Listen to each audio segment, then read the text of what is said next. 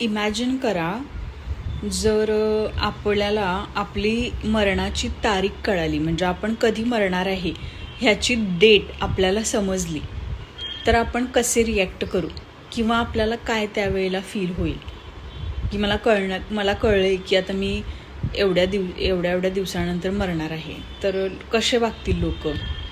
त्यावेळेस आपण हे करू की म्हणजे कुणाबद्दल मनामध्ये आपला राग ठेवणार नाही. पहिलं तर प्रत्येकाला आपण माफ करून टाकणार आपल्या मनामधून.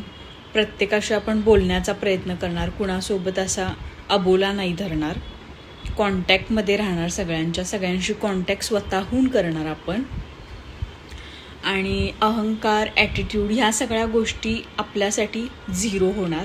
म्हणजे ह्या गोष्टी आपल्यासाठी त्याची किंमत 0 होऊन जाणार. परत आपण कोणी आपल्याला जर सॉरी म्हणायला आलं तर त्याचं आपण इझिली ते सॉरी ॲक्सेप्ट करणार. आपण एखाद्याला म्हणजे इतके काही लोक म्हणजे कुणाला सॉरी पण म्हणत नसतात, चुकी कोणाचीही असू देत, तर तो इगो असतो त्यांचा. तर तो आपण इगो पण आपला साईडला ठेवणार आणि आपण सॉरी देखील म्हणणार.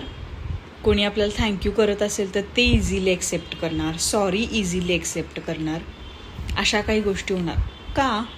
कारण की आपल्याला माहीत असणार आहे की आपली तारीख मरणाची, आपण कधी मरणार आहे ह्याची तारीख माहीत असल्यामुळं आपण ह्या सगळ्या गोष्टी करणार.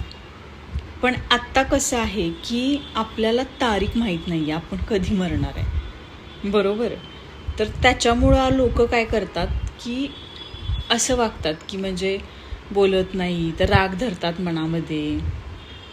मनामध्ये शत्रुता असते, कुणाशी नीट बोलणार नाहीत, कडू भावनेनं बोलतात. ह्या सगळ्या गोष्टी आता चालतात.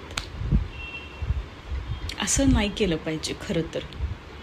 म्हणजे शेवटी कसं आहे, सगळं इथंच सोडून जायचं आहे आपल्याला. मला एक कळत नाही मग ह्या सगळ्या गोष्टी कशासाठी करायच्या. जर आपल्याला कळालं की मी मरणार आहे तेव्हा आपण ह्या सगळ्या गोष्टी करणार आहे. एक ना एक दिवस तर आपण मरून जाणारच आहे, त्यात काय वादच नाही आहे. मग ह्या सगळ्या गोष्टी कशासाठी, मी म्हणते हा इगो, अहंकार कशासाठी. एकच तर आयुष्य आपल्याला मिळाले आणि ते पण खूप कमी आहे.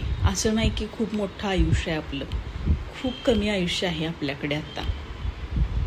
तर आनंदी राहा स्वतःसुद्धा आणि दुसऱ्यालाही तुमच्यामुळे आनंद मिळू दे, त्याला पण आनंदी करा. मी तर हेच म्हणेन. तुमचं काय म्हणणं आहे कमेंटमध्ये मला कळवा. Okay, bye.